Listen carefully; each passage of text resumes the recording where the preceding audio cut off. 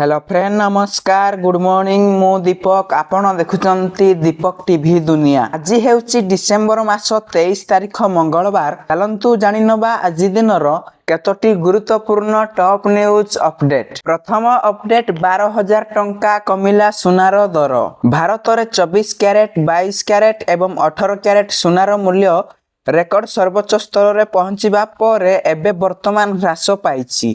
गत सप्ताह 10 ग्राम 24 कैरेट सुनार मूल्य 1200 टंका एवं 100 ग्राम सुनार मूल्य 12,000 टंका ह्रास पाई। वर्तमान 10 ग्राम 24 कैरेट सुनार मूल्य 1,34,180 टंका थिबा बेले 22 कैरेट सुनार मूल्य 1,23,000 एवं 18 कैरेट सुनार मूल्य 1,630 टंका रही। परवर्ती खबर डिसेंबर मास 25 तारिख पर्यंत घन कुहुड़ी और शीत लगी रहिबो। डिसेंबर 25 रु राज्य रे शीतर प्रकोप वृद्धि संभावना रही। अन्य पक्षरे राउरकेलार घन कुहुड़ी पाई जीवन यात्रा प्रभावित होइतिला। केन्दुझर फुलबाणी भवानीपाटना चांदवाली कोरापुट एवं बारिपदारे कुहुड़ी देखा देइथिला। पाणीपाग केन्द्रर तथ्य अनुसार जी उदयगिरी रे राज्यर सर्वनिम्न तापमात्रा 5.6 डिग्री रही।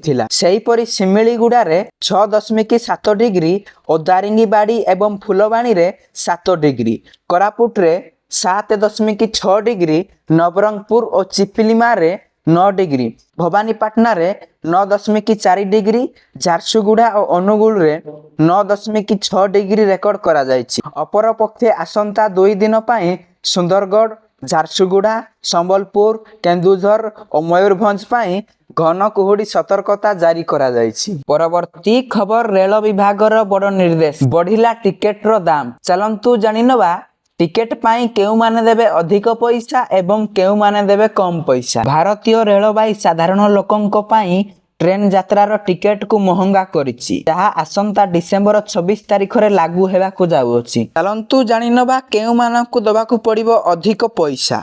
जो माने 215 किलोमीटर रु अधिक यात्रा करुछंती सेमानंकु प्रति किलोमीटर पाई 1 पैसा अधिक देबाकु पड़िबो। एही समय रे मेल एवं एक्सप्रेस ट्रेन रे नॉन एसी एवं एसी श्रेणी पाई प्रति किलोमीटर पाई 2 पैसा वृद्धि पाइबो। एहार अर्थ हेउची 500 किलोमीटर नॉन एसी यात्रा करुथिबा यात्री को केवल 10 टंका अधिक देबाकु पड़िबो। चलंतु जानिनबा एबे केउ मानकु दबाकु पड़िबो नाही अधिक टंका। जदि जने यात्री 215 किलोमीटर रु कम यात्रा करंती तेबे सेमानंकु कौनसी अतिरिक्त भड़ा देबाकु पड़िबो नाही।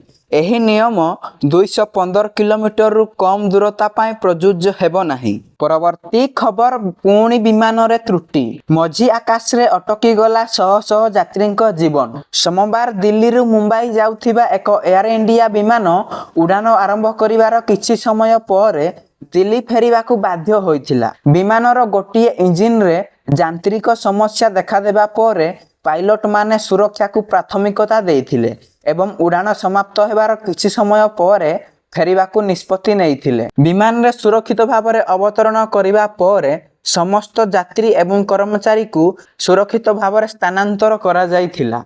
एही घटना रे एयर इंडिया रो विमान A1887 शामिल थिला, जहा दिल्ली रु मुंबई अभिमुखे यात्रा करिथिला। विमानटी उड़ान रे किछि समय पर जेतेबेले विमान रो फ्लैप प्रत्याहार करा जाइथिला सेतेबेले विमान रो कर्मचारी माने डाहाण इंजिन रे तेल चाप कम थिबार सतर्कता पाइले। किछि मुहूर्त पर इंजिन रो तेल चाप संपूर्ण शून्य को खसी गला, जहा एक यांत्रिक विपद सृष्टि करिथिला। परवर्ती खबर राज्य रे धान किणा को नै बढ़ुची द्वंद्व। मंडी खोली मध्य उठुनी धान। झारसुगुड़ा रे गत 9 तारिख रु मंडी खोलिछि, हेले एजाए बस्ते धान भी बिक्री करि पारि नाहंती चासी। चलित वर्ष खरीफ धान बिक्री पाई जिलार 23,219 चाषी पंजीकरण करिसंती। 9,165 जन चाषी प्रथम पर्यायर टोकन पाइछंती। मिलर और जोगाण विभाग मध्य रे टार्गेट को नै टणा अटरा और चुक्ति रे विलंब जगु चाषी प्रभावित होउछंती। जिले में 64 जी पैक्स और एसएचजी जरिया रे धान किनिबा को निष्पत्ति होईछि। ସେମାନଙ୍କ ମଧ୍ୟରୁ ମାତ୍ର 13 ଜଣଙ୍କୁ ଟାର୍ଗେଟ ମିଳିଛି, ତାହା ପୁଣି 500ରୁ 1000 କ୍ୱିଣ୍ଟାଲ। ଗୋଟିଏ ନା ଦୁଇଟି ସୋସାଇଟି 2000 କ୍ୱିଣ୍ଟାଲ ଧାନ କିଣା ଟାର୍ଗେଟ ପାଇଛନ୍ତି। ତେଣୁ ଏ ପରିସ୍ଥିତି ସୃଷ୍ଟି ହୋଇଛି।